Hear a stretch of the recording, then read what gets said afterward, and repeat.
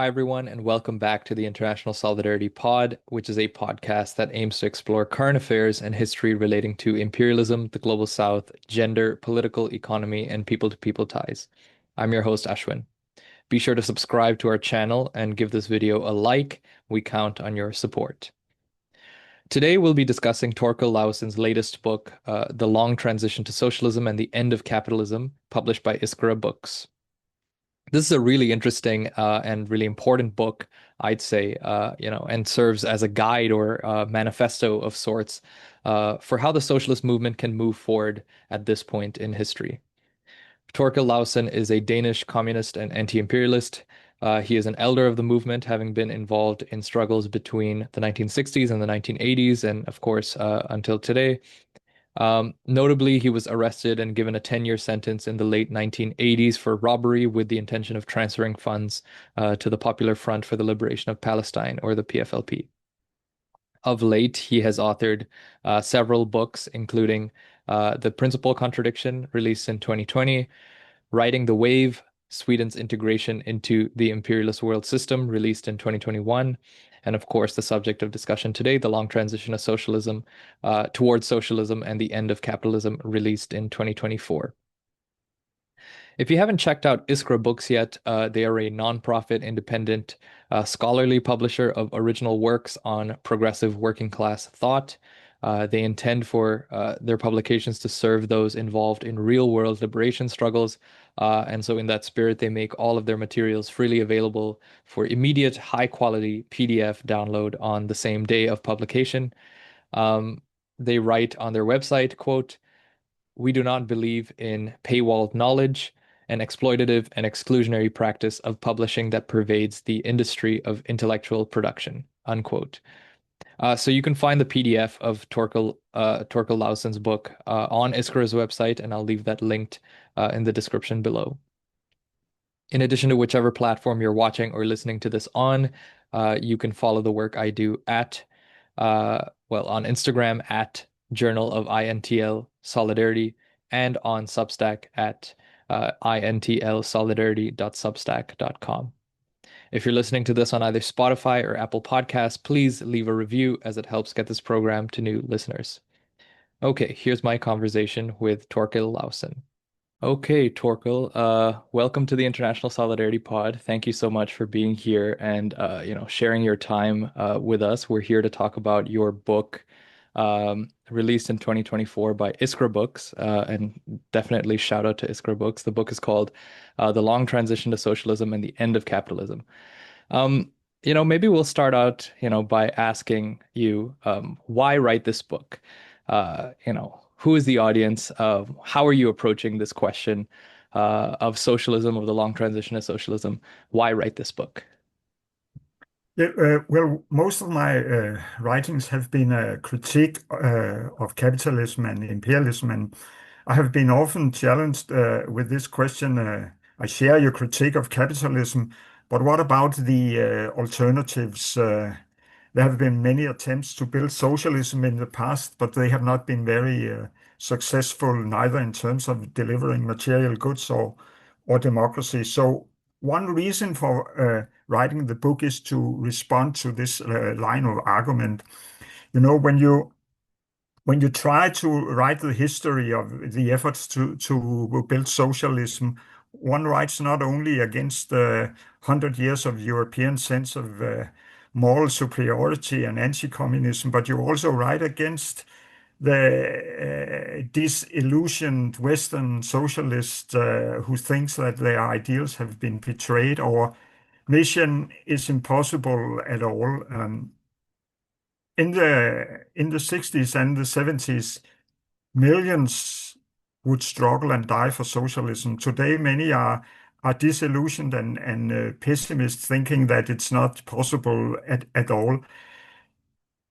I am not a pessimist, and I think the possibilities for changing the world order are much better now than in the 60s. I'm personally coming out of the haze and the fog of the past decades, where the road towards socialism was very difficult to find, not only for Westerns. I think it is not only I who were bewildered. I think it was a global phenomenon. And today I think there is possibilities to map a road forwards towards socialism. I think that when I was mobilized in the late 60s, the optimism for a transition to socialism was very much grounded in a revolutionary spirit, the will of act and the agent. And this is certainly necessary for any transformation, but it's not enough. We thought that this revolutionary spirit could trump the economic power of the world market and generate an economic development in the third world sufficient to be able to delink from imperialism and develop socialism.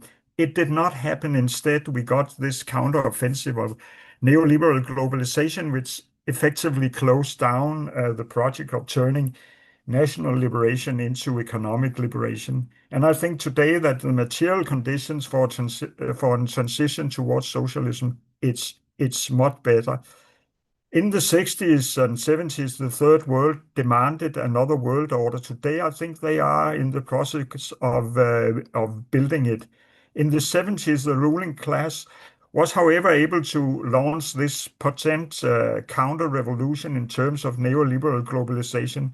But today, I think the ruling class is bewildered and they cannot rule in the old way anymore.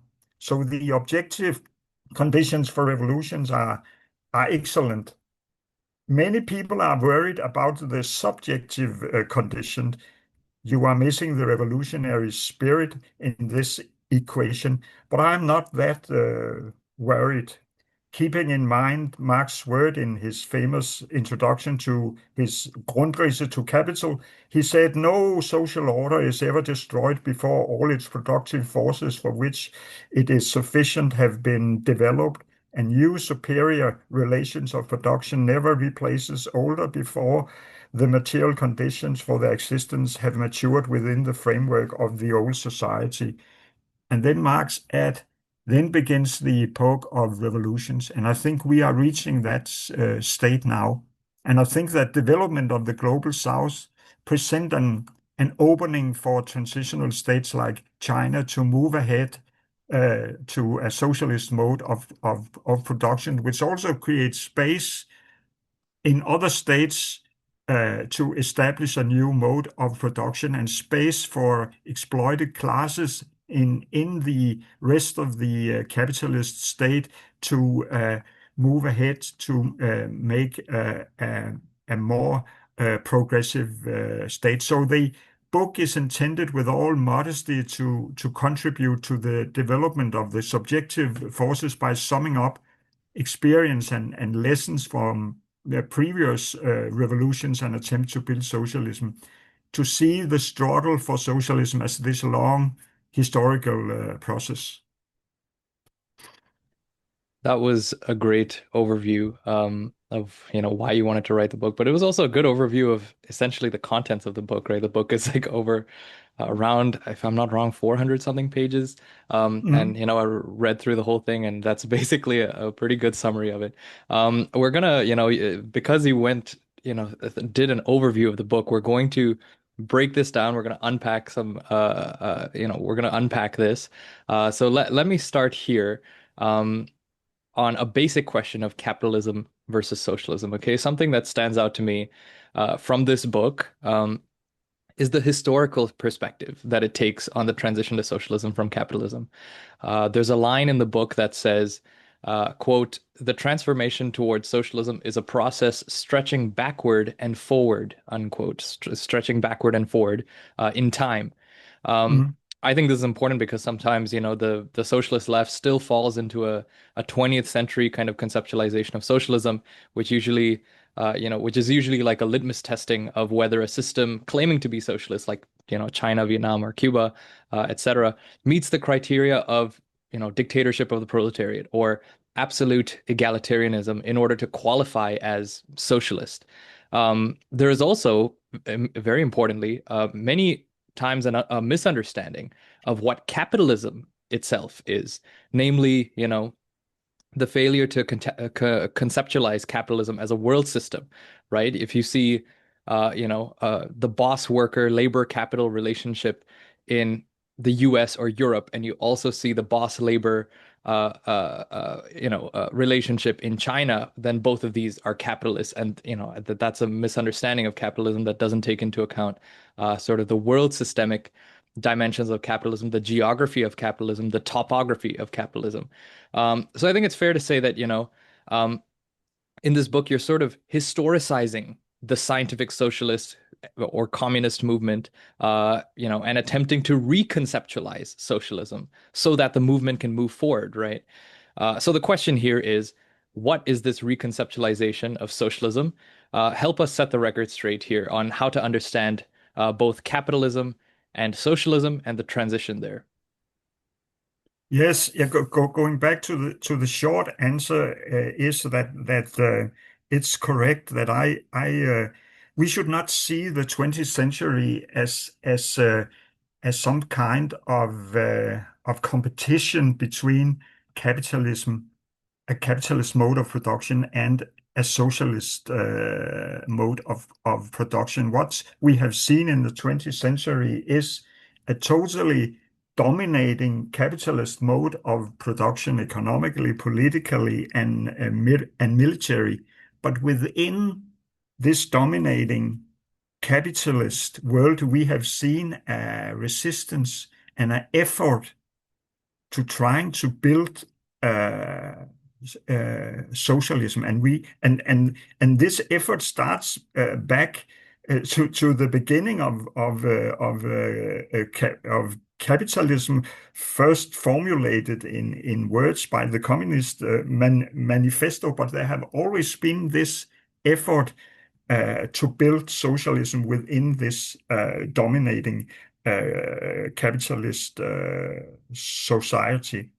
Um, but if I think I have to start out to what shall we see define capitalism and socialism on the very general and a bit abstract level. Because the basic difference is that in a capitalist economy, the law of market rules. What can be produced with a profit will be produced. In a socialized economy, politics decide what will be produced and how the social production are divided. In a socialist mode of production, the rules of production and distribution is set by a decision-making body which have a task to form a planned economy. And the plan asks, what are the priorities of our needs? What are our human and natural resources and our technology? And the plan then determines who is going to produce what to fulfill this need and in what manner. The essence of a planned economy is that decision on investment, production, and distributions are set political and determined beforehand, upstream, so to speak, and not as a result of capitalist market forces downstream.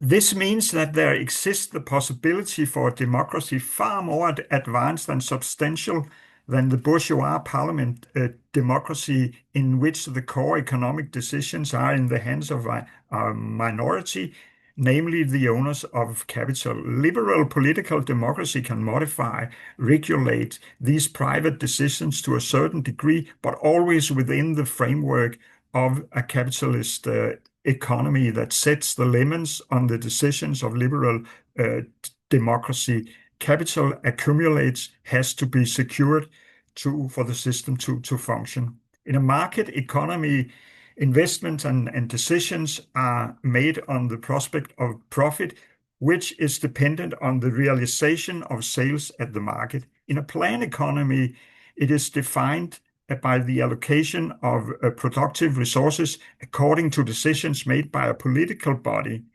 This presupposed a social ownership of means of production. In a capitalist economy, the relation between production and consumption is turned upside down on its head.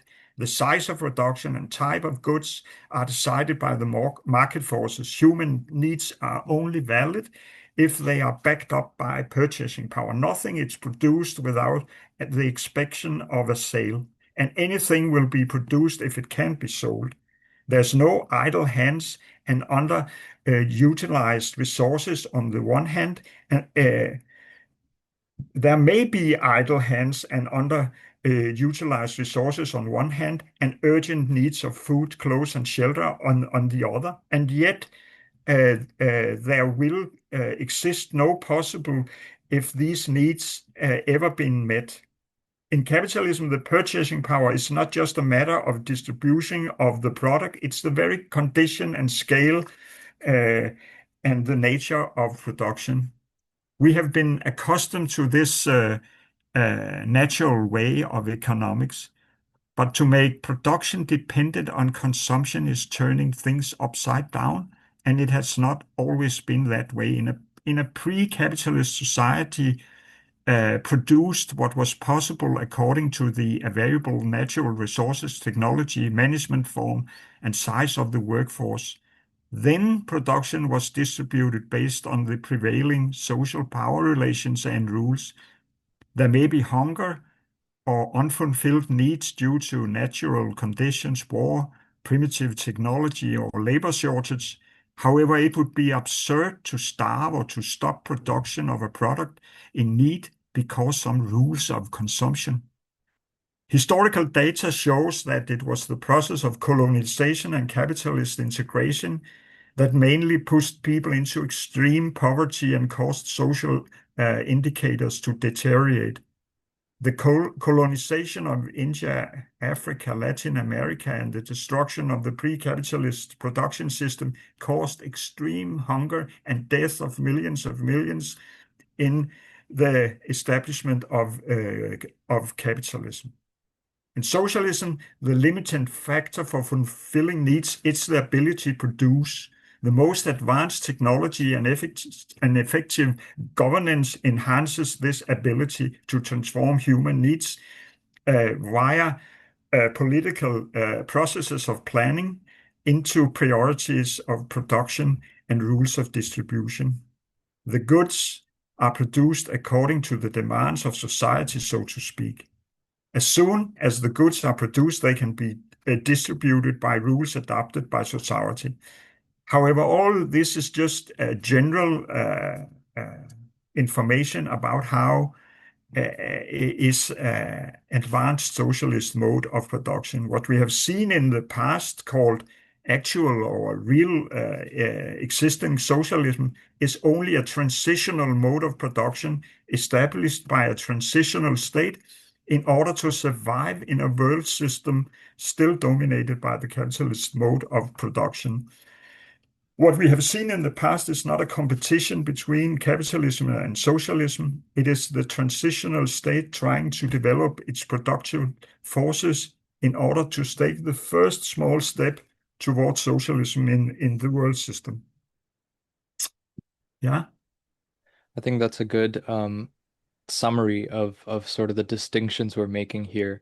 Um, there are some things that I want to pull from that. I actually want you to expand on this relationship between the relations of production and the forces of production, the productive forces. I think we'll get to that a little bit later, when we're talking about the global South. Um, but my next question for you then is that, you were part of this, the wave of global revolutionary upsurge in the 1960s and 70s, even into the 80s. This particularly the 60s is the decade that you saw, the Cultural Revolution in China, the decolonization of large parts of the global South, especially across Africa and the Caribbean, the escalation of the Black and Indigenous liberation struggles in North America, etc. These were obviously followed by great changes in the years after. So, in your view, give us a sense of what happened between the 1970s and the 1990s, and importantly, how much should the changes in that period inform the left today? Yeah, this is indeed a very important turning point, also not only in the history of capitalism, but also in the transition towards socialism. Because this period from the middle of the 70s and into the 90s was the transition from imperialism in the form of neocolonialism, established by the new hegemonic power, the US, by the end of the Second World War, into imperialism in the form of neoliberal globalization. US-led neocolonialism came under pressure in the long 60s. The Soviet Union, Eastern Europe, and China in 49 pulled away a large section of the world system away from reach of global capital. And later, many third world national liberation struggles also had the ambition to turn national liberation into economic liberation from imperialism, with the threat of pulling even larger sections of the world away from the capitalist center. On top of this, there was the demand of the working class in the global north, organized in reformist parties and often holding state power, for a bigger stake of the cake. So there were, under this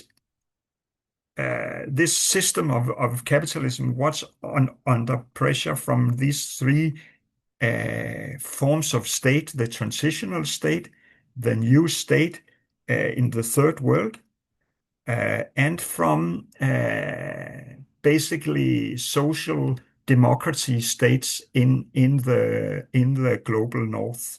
However, capitalism, the other aspect in these contradictions, have also underwent significant changes in the period after the Second World War.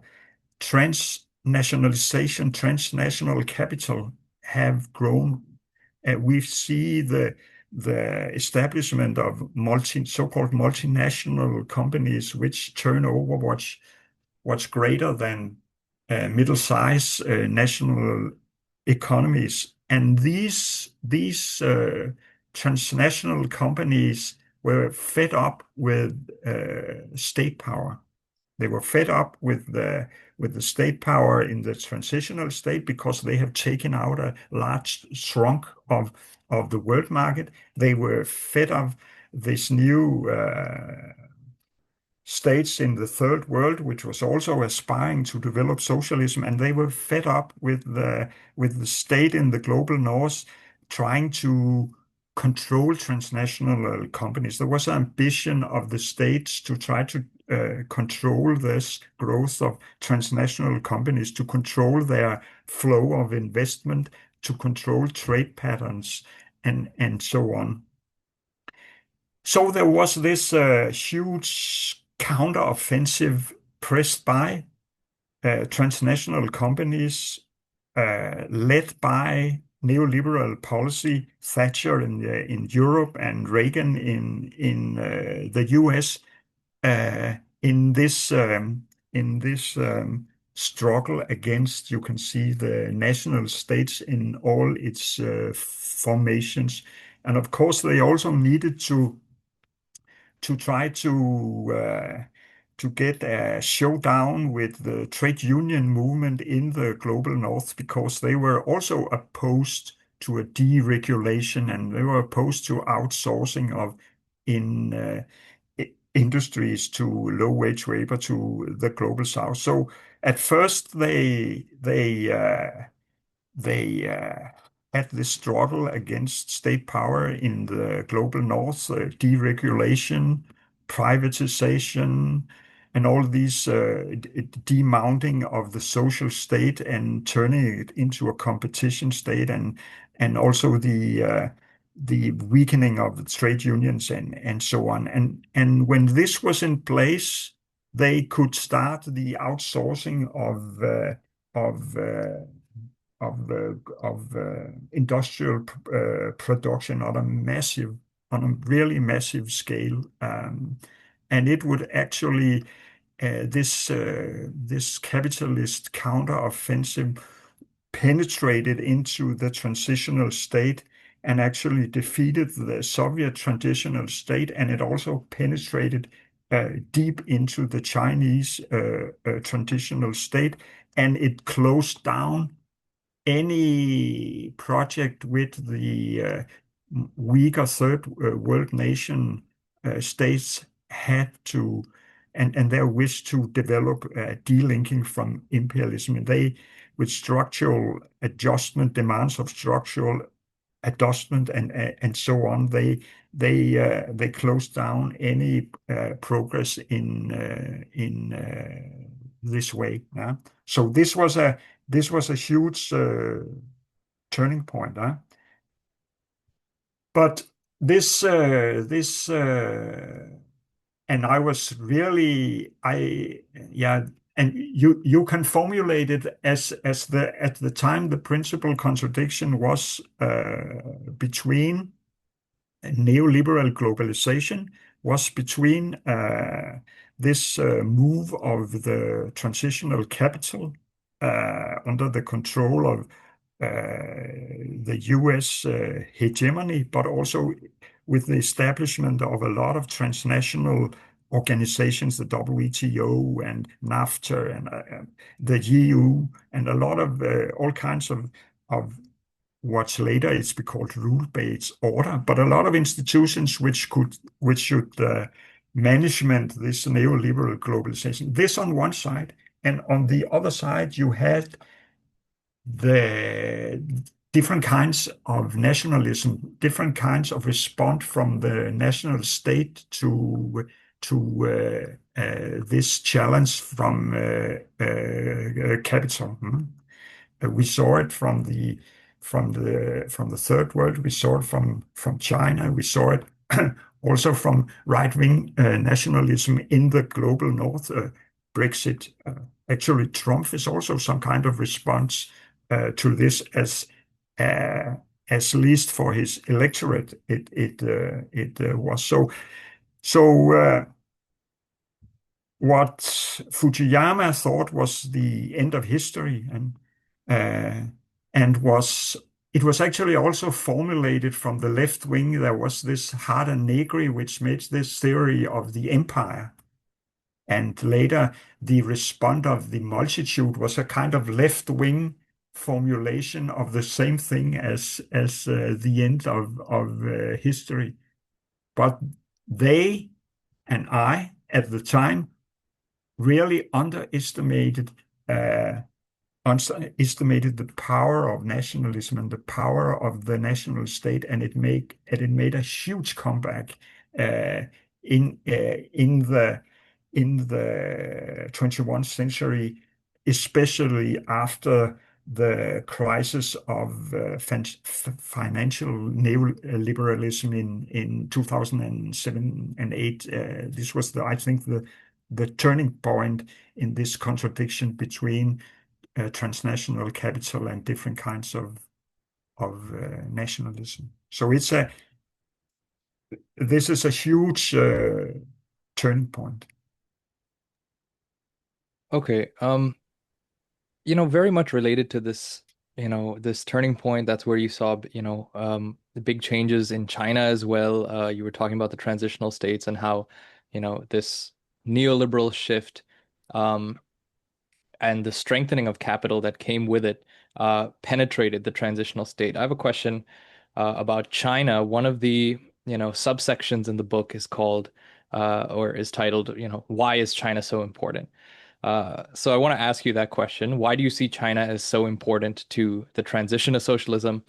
And also, I would add, is China unique in its importance? I imagine so. What about other socialist states like Vietnam that you also see, that are pursuing a similar trajectory of retaining surplus value in their borders, developing themselves economically. But yeah, what about other socialist states like Vietnam, Cuba, Laos? Sure. Yeah. Yeah, I will approach this question, which I think very important, and it could also enlighten us much. I use this concept of of the principal contradiction as a starting point of analysis. And uh, shortly, this concept is that if capital and if capitalism accumulates on a global level, and if capitalism has developed political and military into a united world system, it is polarized in imperialist center and southern periphery. But if it's one world system with one economy, then according to historical materialism, this is one process, and one process has a principal contradiction, which has a huge impact on all regional, national, and local contradictions. Of course, there's a feedback. There's a feedback from the national and regional contradictions into the principal contradictions, which modify the both of the aspect and have an impact on the struggle of the aspects in the principal contradiction, and it can even change the principal contradiction also altogether in the process of time. But I see the development of China. When I analyze the development of China, it is in these it is with this method that I have this principal contradiction, and there is contradictions in China which interact with the principal contradiction, and this determined the development in China. If we take and if we follow this line before the transition from the revolutionary spirit in the 60s into neoliberal globalization, if we move the focus on China, what was going on? Huh? I see the Cultural Revolution in China as part of this revolutionary spirit in the long 60s. And actually, I think that China and Mao Zedong, like Lenin actually in 1918, 1970, 1990, just after the Russian Revolution, he was certain that the only way forward for the Russian Revolution was a world revolution. The Russian Revolution would only survive if there came a revolution in actually at that time in the global north, in Germany or in France, uh, and even in other European countries. This was the only way ahead for consolidating the Soviet Revolution, or the Russian Revolution was a continued uh, global revolution. And therefore, he put so much effort and so much into the Third International and in Comintern. This was the focus actually of Soviet foreign policy, was this continued world revolution. This came to nothing. The German Revolution was defeated, and then we had the transition in the Soviet Union from this aspiration of the world revolution into building the Soviet Union as socialist in one country under the pressure from the threatening Nazi invasion. The same thing, I think, was the question in Cultural Revolutionary China. China was also very much isolated, and I think that Mao saw at that time the only way forward for the development of socialism in China was a broader revolution in the third world, which could also pull China out of its isolation. China at that time was isolated from the West. It has its confrontation with the Soviet Union, so it was very, very isolated, and it saw its path forward as this third world revolution, and therefore they at that time had a very revolutionary foreign policy, huh? But they saw also the signs of the world that this revolutionary spirit in the third world, this wish for transforming national revolution into economic delinking from imperialism was impossible at the time due to the strength of capitalism and the world market and so on. They saw these signs that this continued world revolution was coming to an end. The hope was coming to an end, and therefore they also kind of turned back to trying to conserve the possibilities in China in the development of socialism with Chinese characteristic, a kind of socialism in one country also.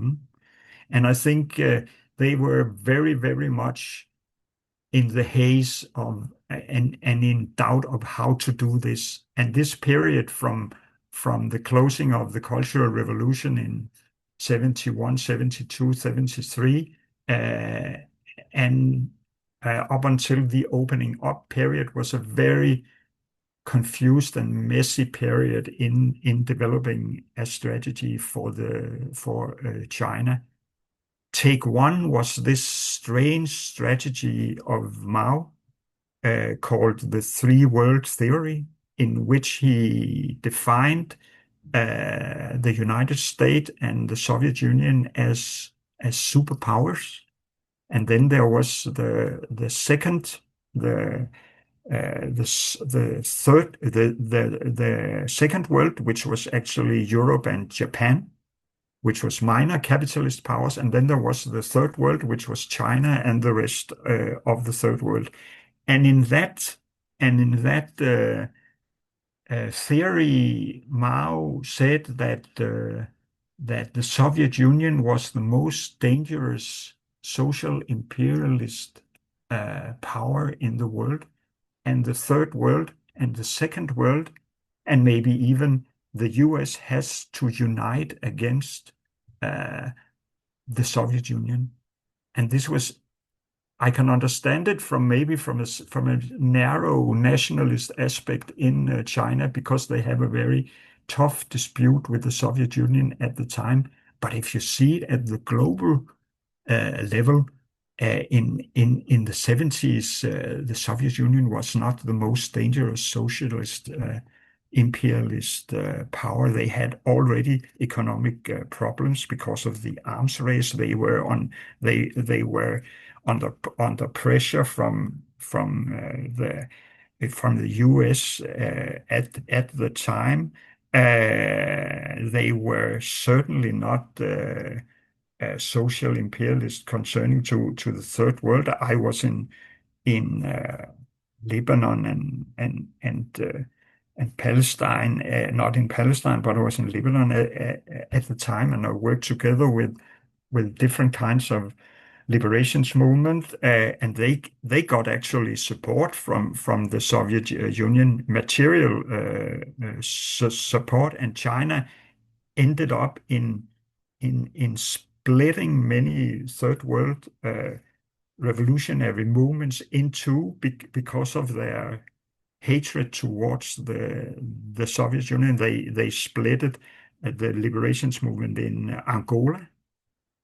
Actually, they sided with Zaire and South Africa, and the CIA supporting a guerrilla movement in southern Angola in opposition to the MPLA, and Cuba was supporting the MPLA on the other side. And I think this policy was a catastrophe, and it also ended up with Take Two, which was the opening up. The Chinese have seen this huge offensive of neoliberal globalization, and I think Deng Xiaoping adopted a kind of kung fu strategy that, okay, taking the opponent in bending over from the pressure, but not breaking the power of the Communist Party and their control over the economy, but bending not to break, turning the power of neoliberal globalization against itself by developing the productive forces in China, taking in the technology, taking in the force of capitalism, using this technology and using this strength against capitalism itself by developing this kind of advanced technology and development of the productive forces in China. So this Kung Fu strategy, I think, turned into be a huge success, but it was not without dangers, and it was not without consequences because they had the Tiananmen uprising, which was very nearly to be a very costly affair. They penetrated deep into neoliberalism, penetrated deep into the Chinese economy and also into norms and values.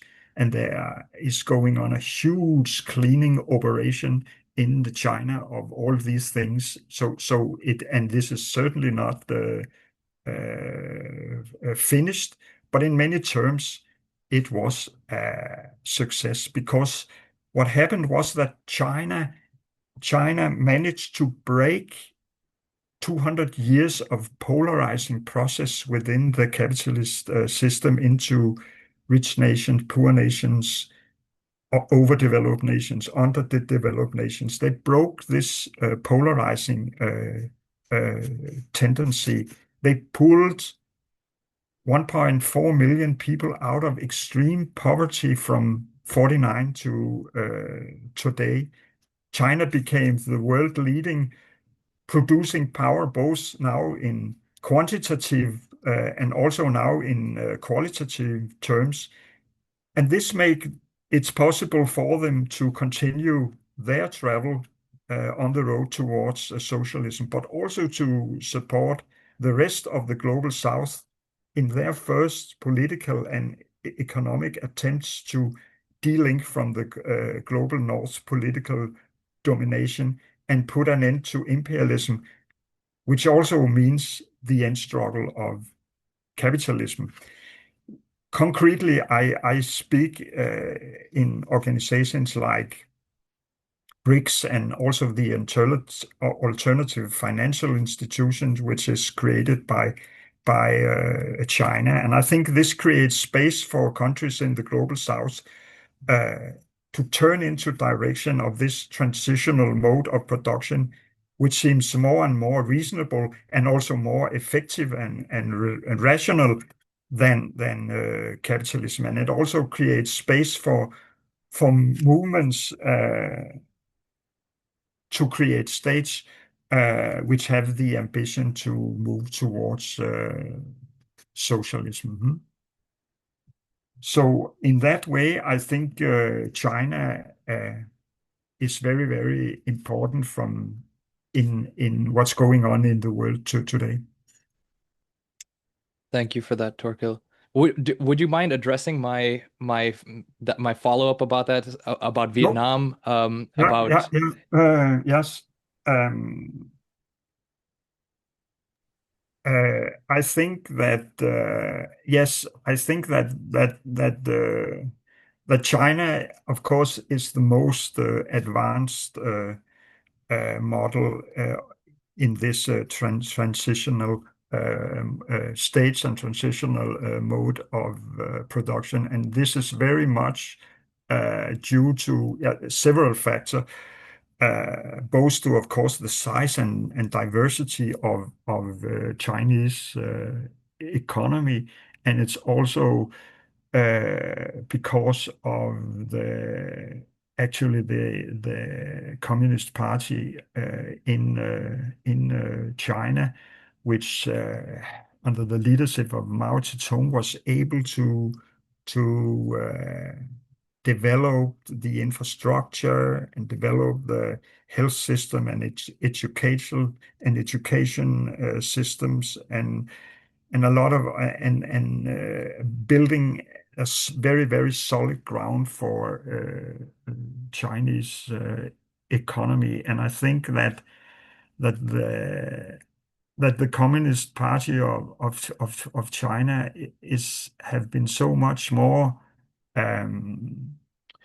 they had so much more quality actually than the Soviet Communist Party, which was severely weakened by the period under Stalin, both in its internal structure and way of handling conflicts. Was very much weakening its ability to innovation and discussion, and also the way that the different fractions in the party was uh, discussions in the Chinese. There have been this ability to innovate policy. I think, and also the relations between the Communist Party and the masses are very much different, and was also weakened in the Soviet Union. It has the reason why it happened in the Soviet Union. There was a lot of political reasons for it, so it's not something. It was not. I don't see it as betrayed or mistakes. It was something which happened under certain historical circumstances. But I think that China have been able to handle this process much better. So the Communist Party of China is a very they are extremely capable of organizing and effective in making transformations. Uh, so I think that in the case of for instance, Vietnam, I think that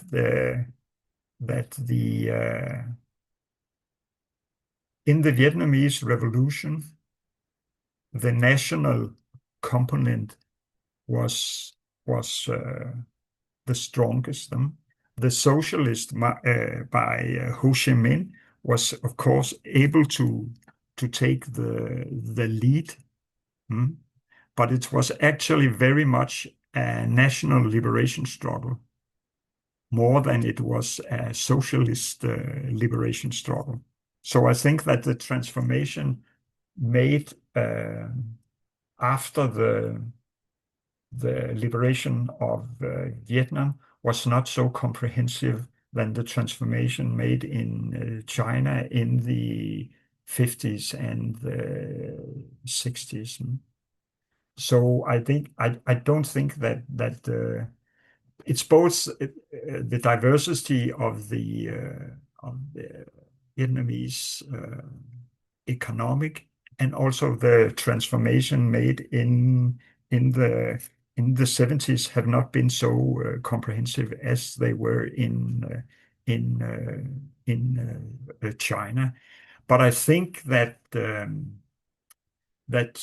I think that many of these countries, I think also a country like Venezuela, would look towards the Chinese economic model as some kind of thing which we could get inspiration to move towards socialism.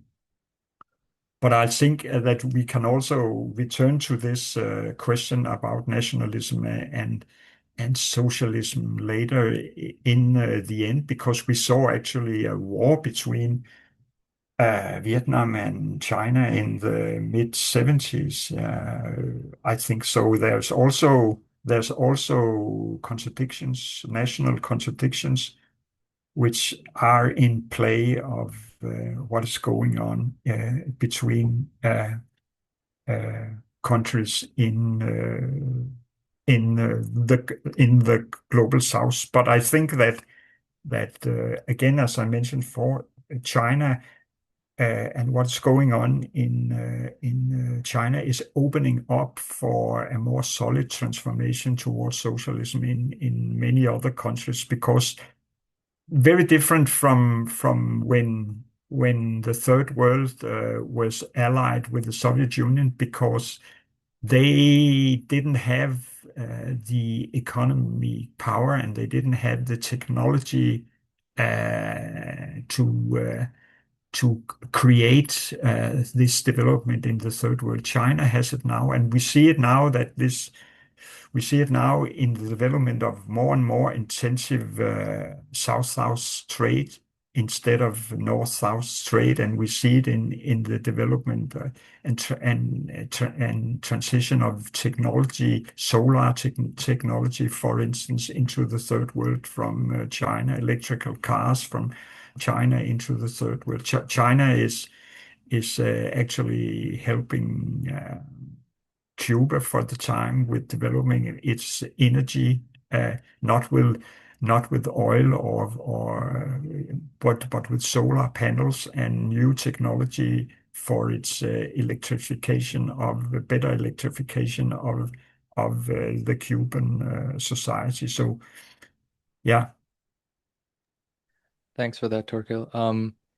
And yeah, it's interesting. I was related to that. I was reading yesterday that now in terms of solar energy and the solar technologies, China's been sort of helping Pakistan to the point where Pakistan's um, uh, energy component derived from solar, it's among only a few countries in the world where it's reached that certain level, and it's the only global South country in that list of countries that have reached that certain level of their electricity deriving from solar.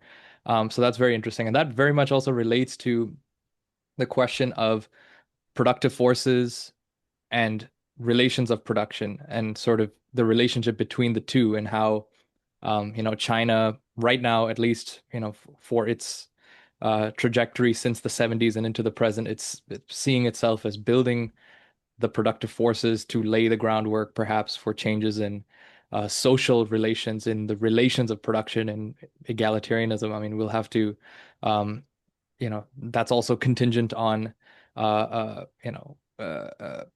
active contestation, right? That has to be contested. I guess it doesn't come more egalitarian relations of production don't come automatically, so that has to be struggled for. But related to this, um, related to the question of relations of production, productive forces, I've an interesting quote from the book that I'd like to read for our audience.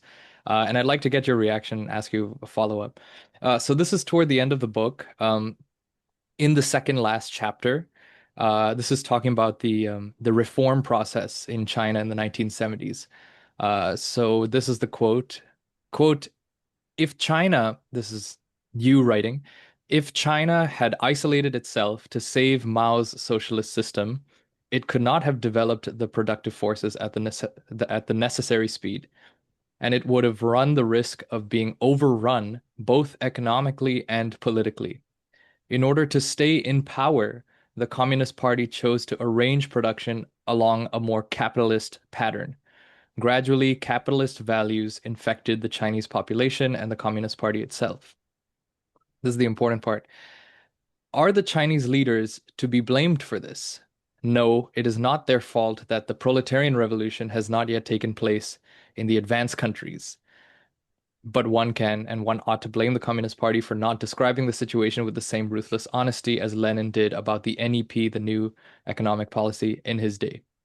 Mhm. So I found that to be an interesting quote. And throughout this book, we talk about this relationship between the productive forces and the relations of production, and how perhaps, as I was saying earlier, socialist movements have very much focused on egalitarian relations of production. They've also focused on development of the productive forces. You've seen this in the Soviet Union. You saw this in China. In not long after the revolution, right? They developed their productive forces. But I guess my question here is, are global advances in the relations of production, meaning getting closer to socialist relations? You can maybe think of the classic dictatorship of the proletariat. Is that only really possible once the countries of the imperial core have undergone proletarian revolutions? I imagine it's not as black and white or clear cut as I'm Mm, framing this question, but I just wanted to ask your thoughts on that because that's something that stood out to me, right? You seem to be suggesting that in the 60s and 70s, before the counteroffensive, granted, perhaps there were proletarian revolutions in the imperial core, that transition would have been that transition to, if you want, a higher stage of socialism, I guess, mm. might have been closer by. So, your thoughts on this question? Yes, I think that actually this neoliberal globalization turns the table, and I think we have already reached this stage where the development of the next steps towards socialism can be taken in a country like China, certainly without a proletarian revolution in the global now. We have reached the point where the capitalist mode of production is no longer the most effective to develop the productive forces, but is becoming a destructive forces both in terms of society and natural environment. And you can see, for instance, I have this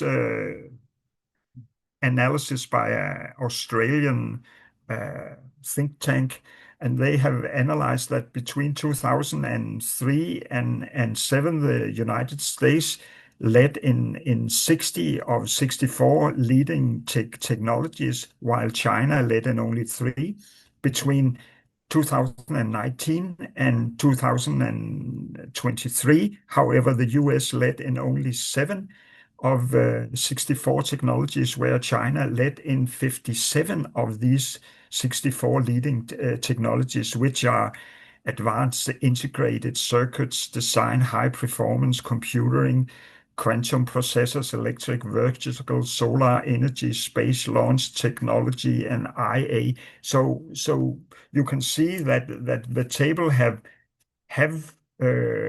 turned already. So I don't think that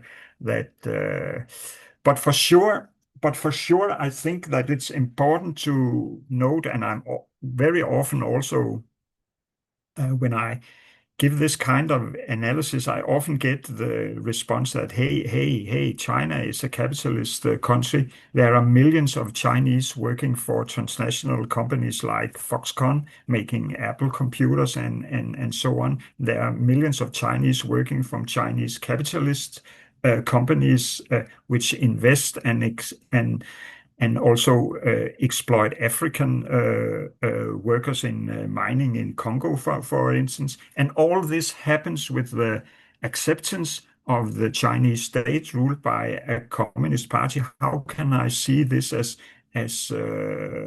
progressive? Is China not just the next capitalist hegemony in an imperialist power game? Yeah. And it is true that the capitalist sector in China is still huge, and that Chinese companies are exploiting labor both at home and abroad. And China is not a socialist country now. It doesn't live up to the ideals which Western have and accuse them of. These Western have certainly not established some kind of socialism back home, but this is another question. Um, uh,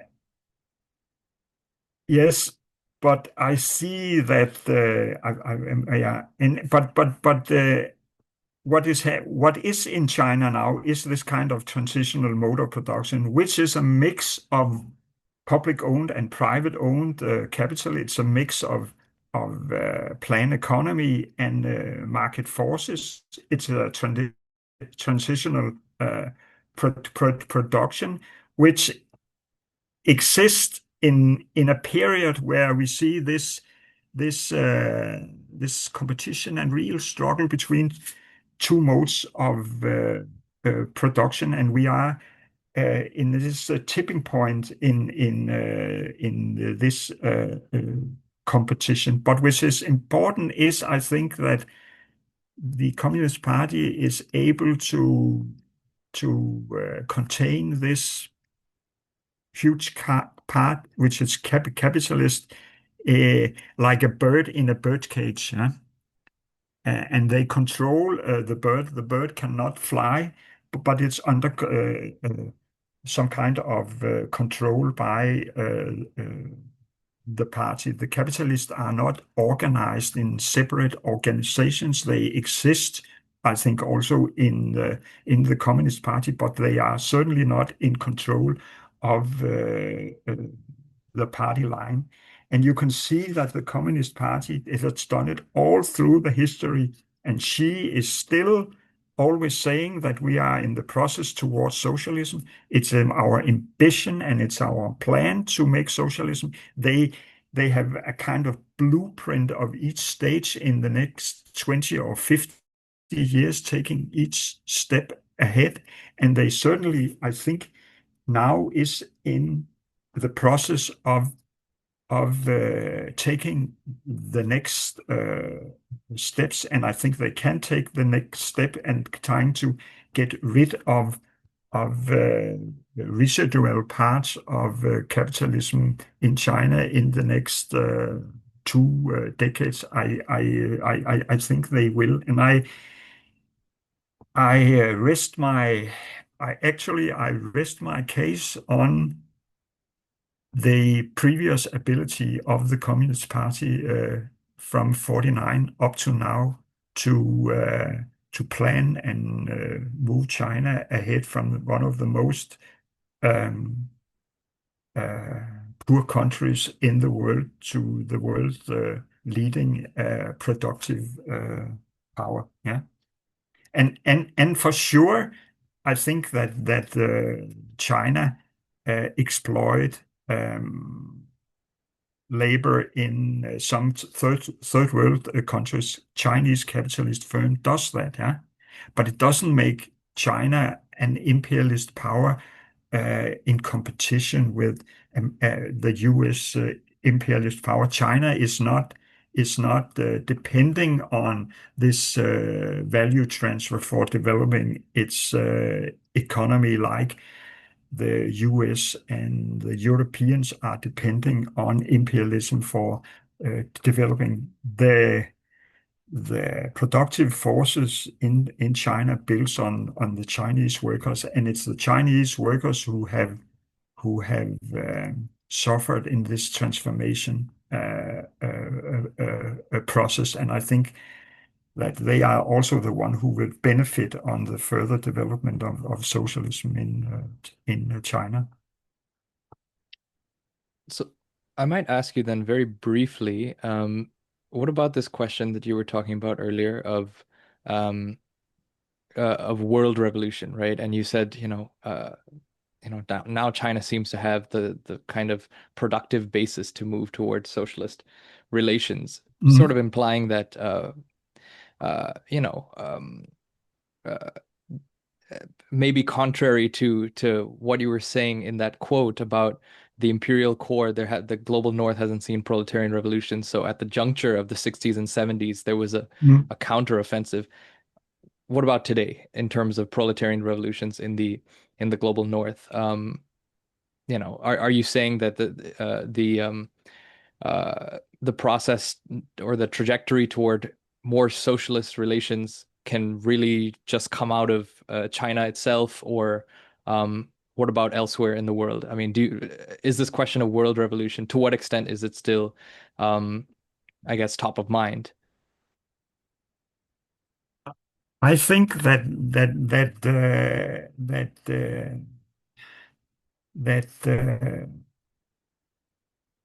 is the global south who will be the driver in this transitional process, and they will meet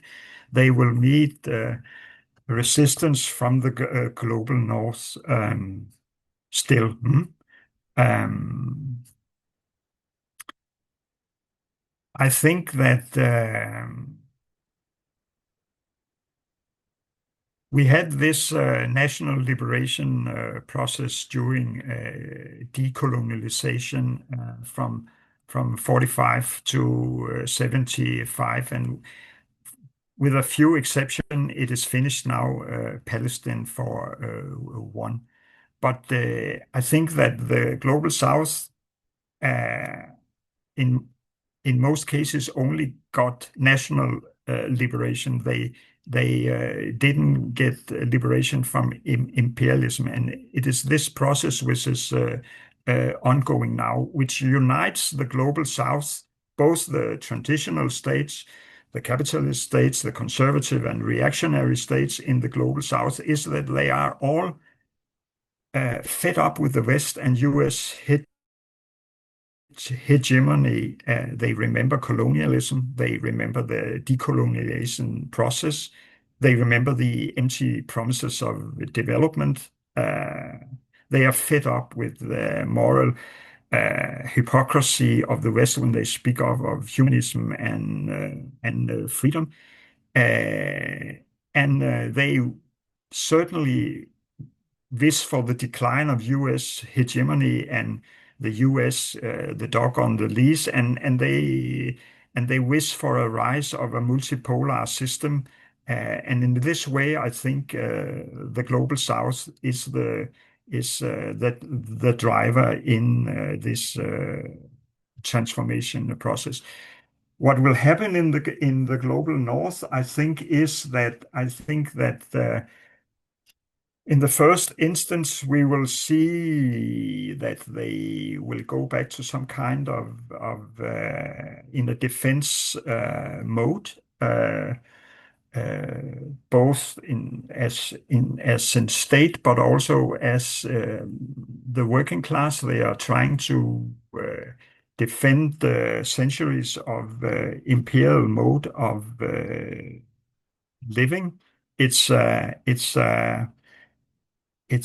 classes which are now see their privileged positions in the world system threatened, and they hope that the NATO powers can defend their freedom and their imperial mode of living in my part of the world, the Scandinavian countries.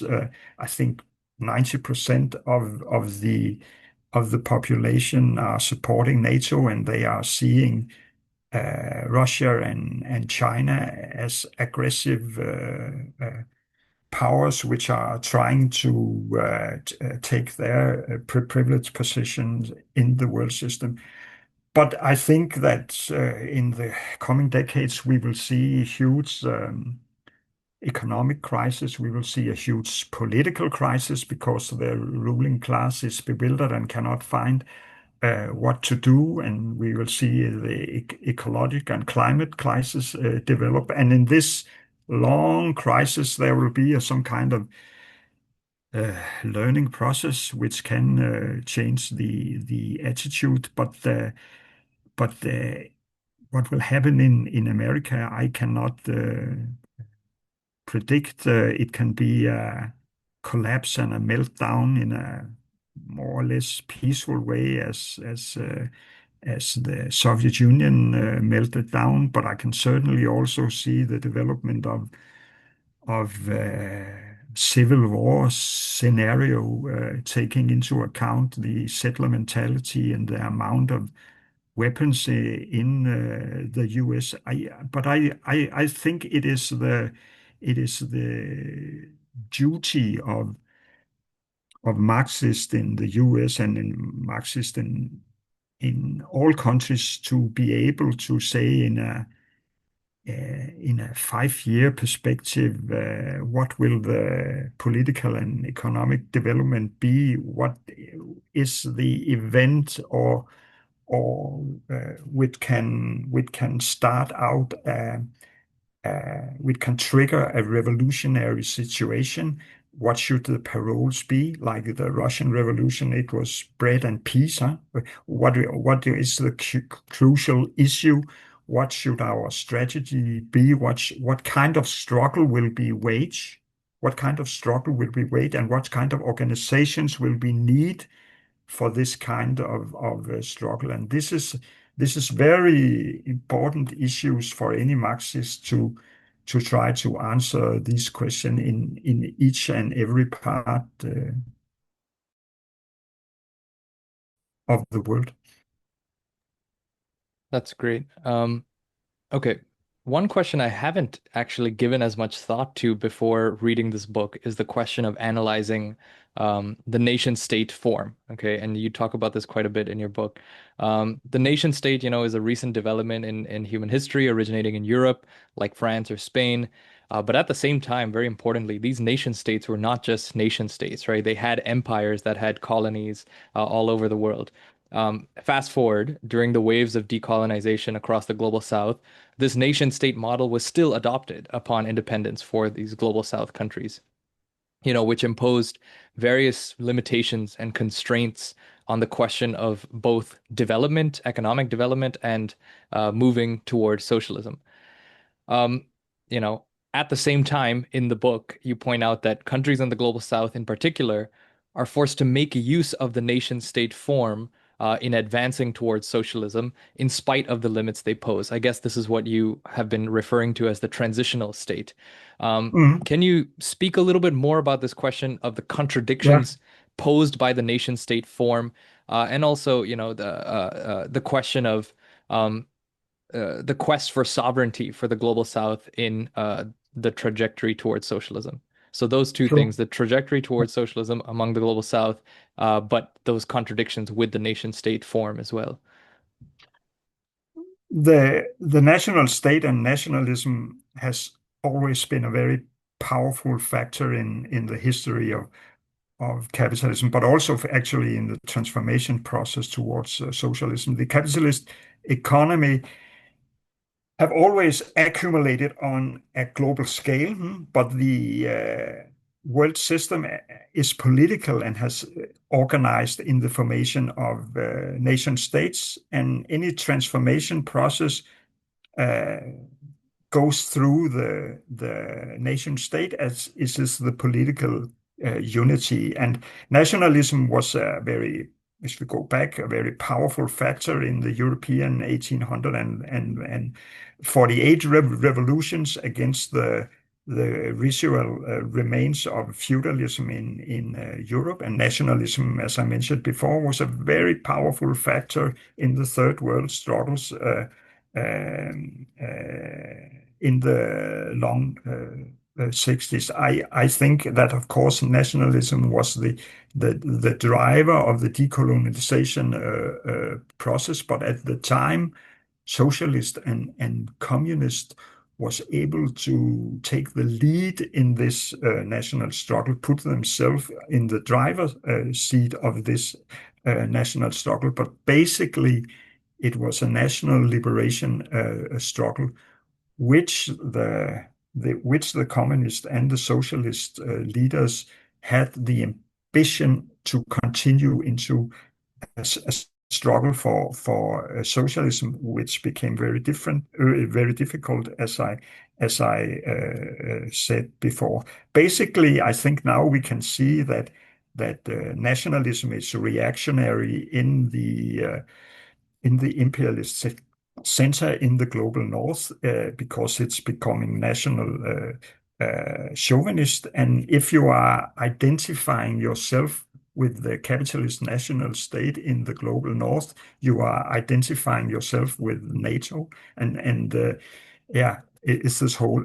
And I think that nationalism, on the other hand, is still um, a progressive force in the global south because they have these contradictions with imperialism and its wish to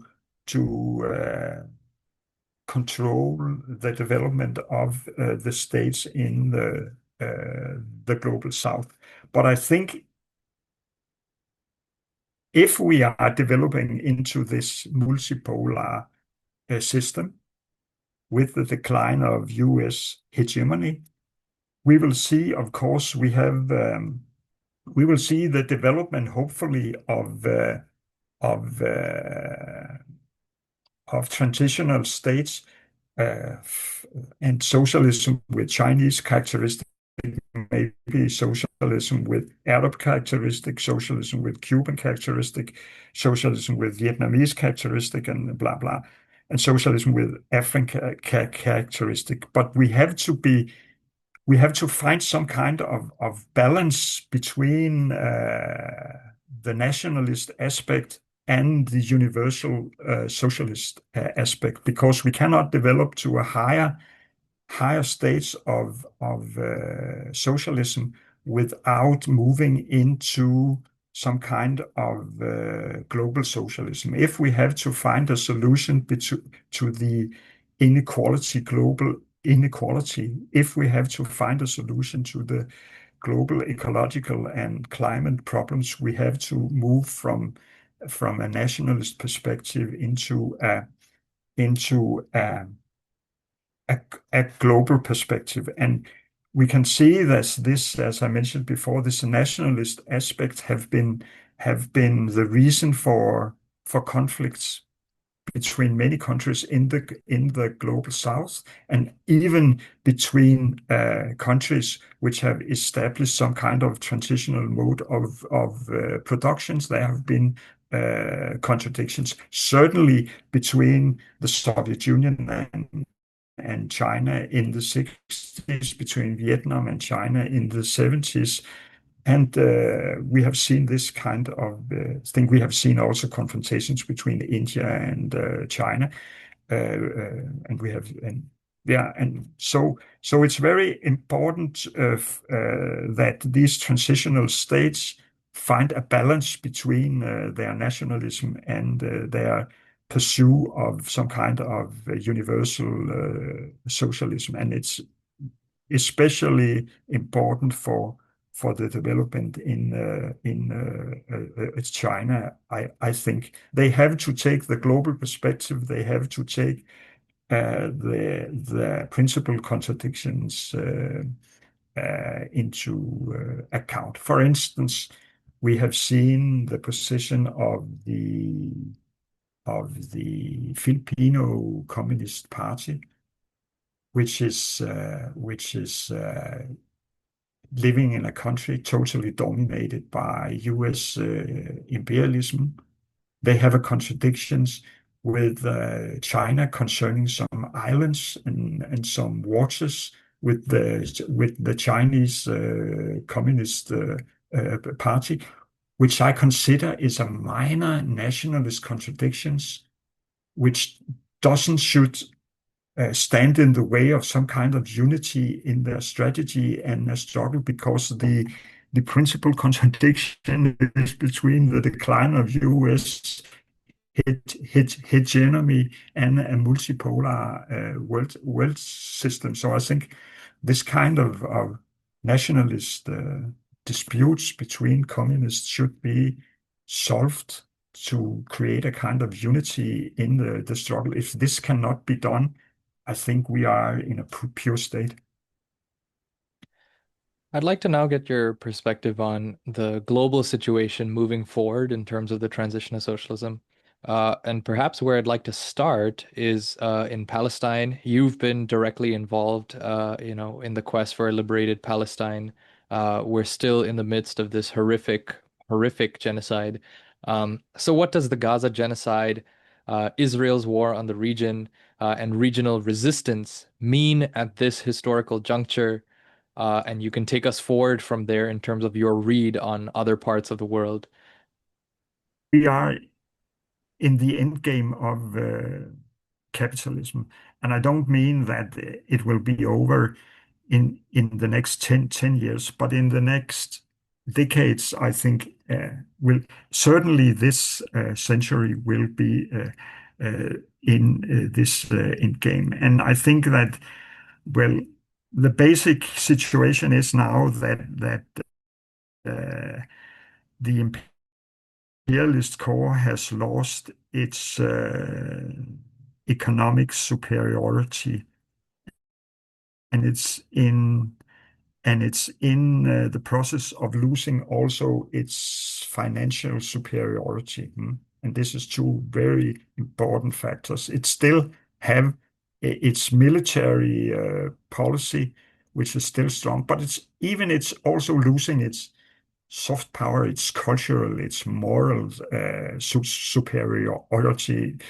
Especially the Gaza war have been an eye-opener for many people that of the hypocrisy of the West in their so-called moral superiority. But this So what the imperialist power in this end game has changed from neoliberal globalization, in which the competition was economic, ruled by international institutions and all kinds of the so-called rule of order. They have moved into a geopolitical, primarily military struggle. And in this geopolitical struggle, yeah, they try to control the gateways between the massive production areas in Asia and the consumers in the West. And these gateways are going on the land in the north. It's going from Asia to Iran, Ukraine, and into Europe.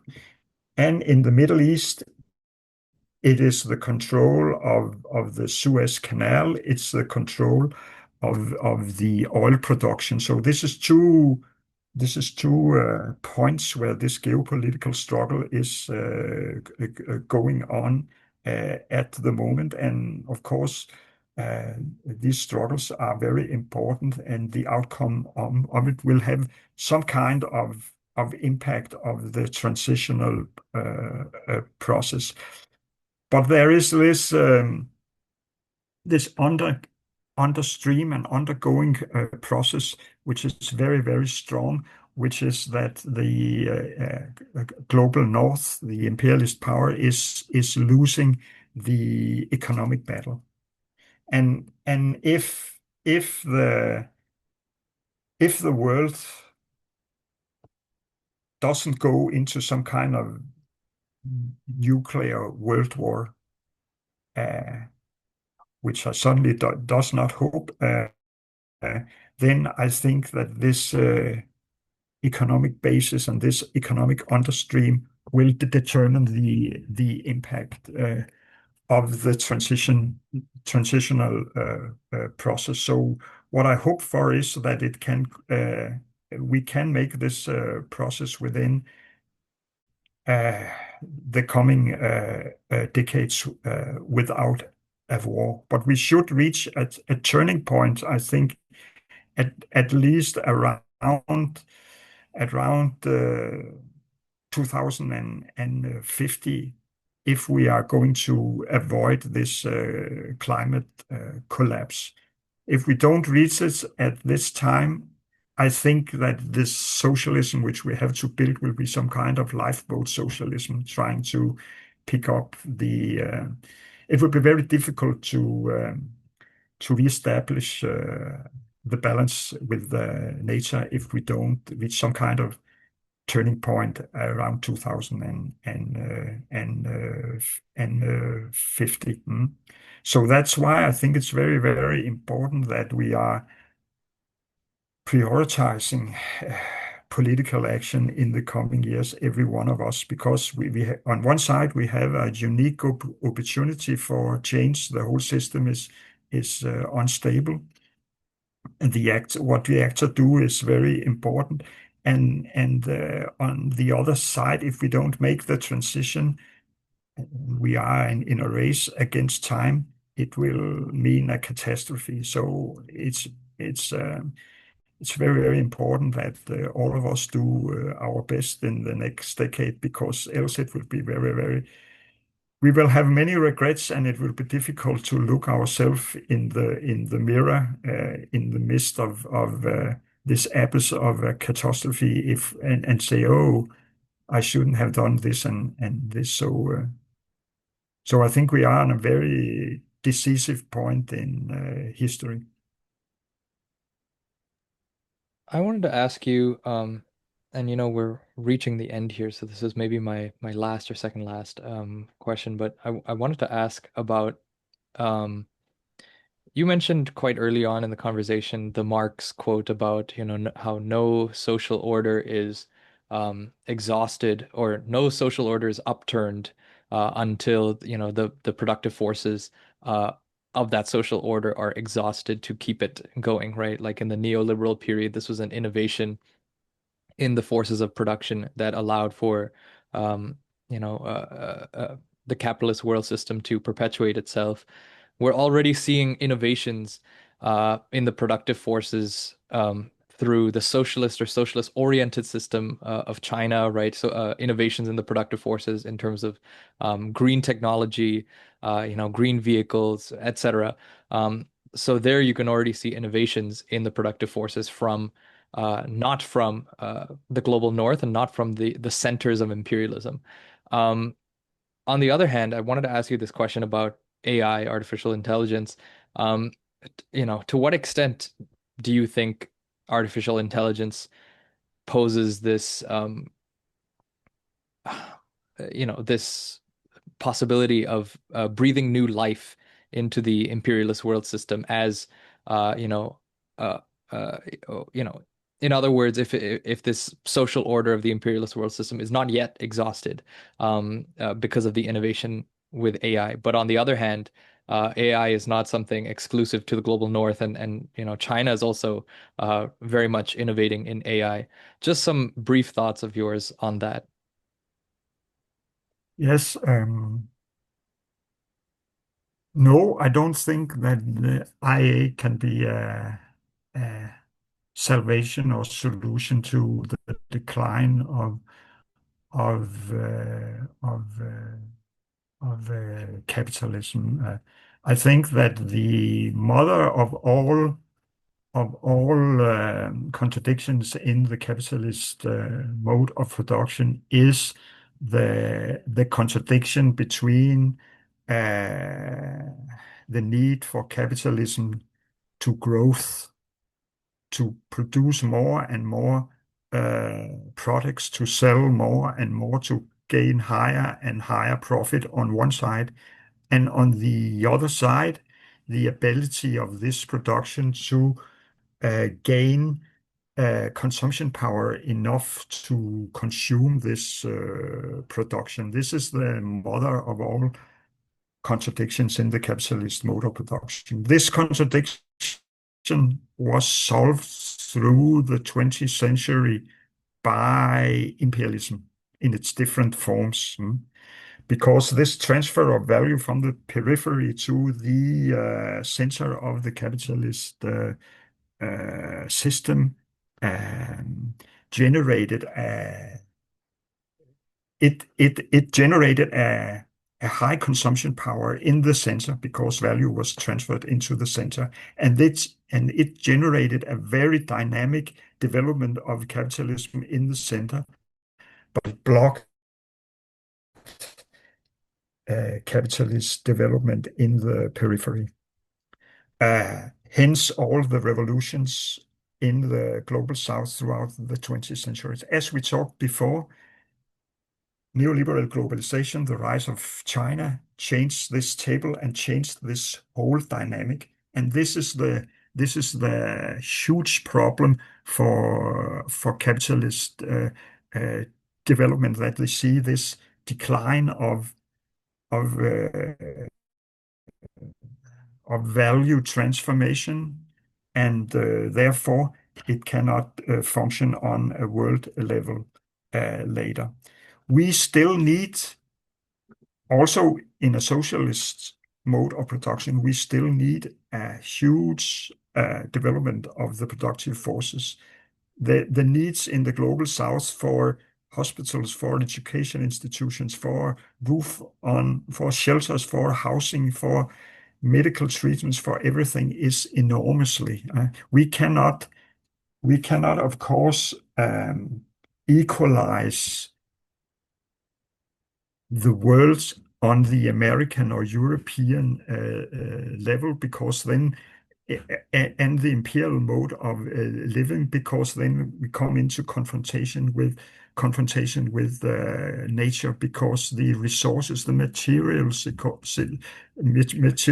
resources are not for pressing imperial mode or American or European living standard and a mode of consumption into the global south. It's impossible uh, because of the confrontation with nature. So in order to fulfill the needs of the global south, we had to develop the productive forces so we can make fulfill these needs without getting into confrontation with nature.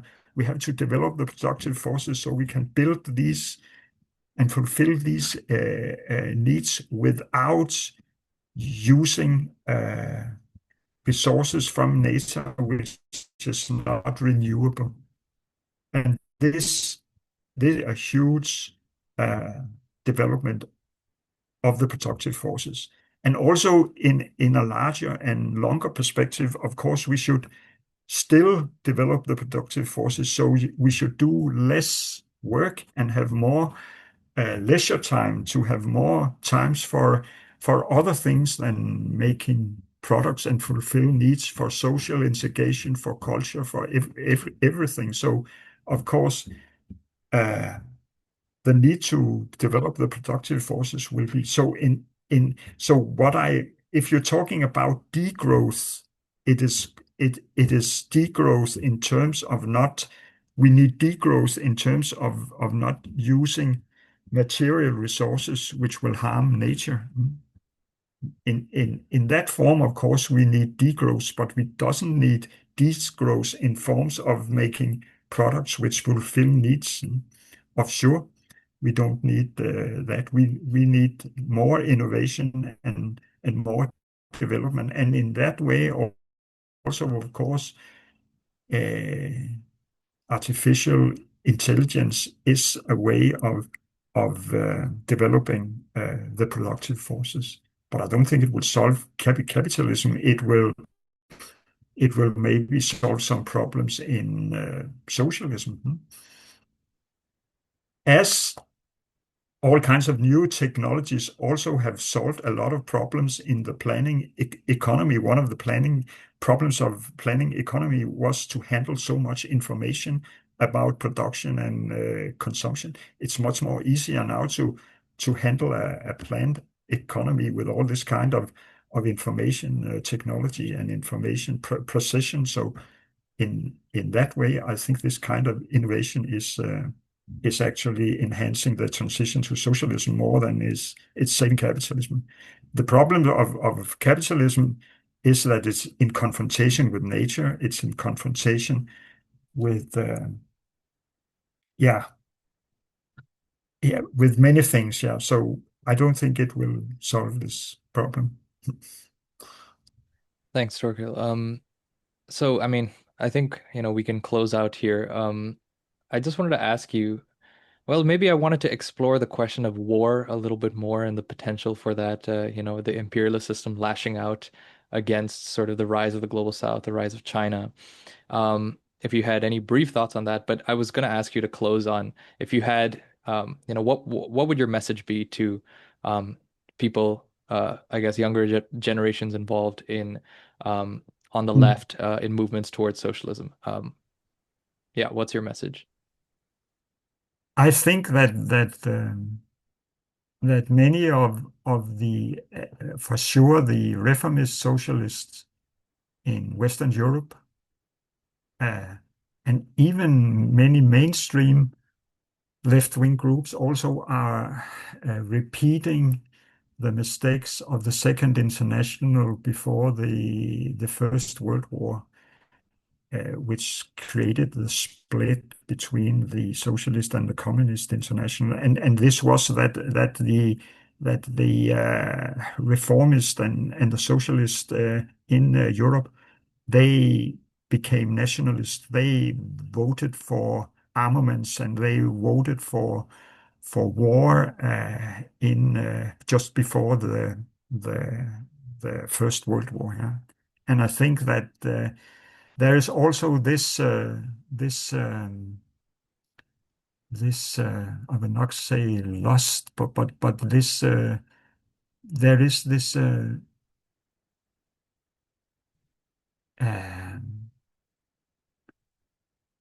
that yeah, among the people in Europe, large sectors, they think it's necessary to invest in war technology and in armaments and preparing for war.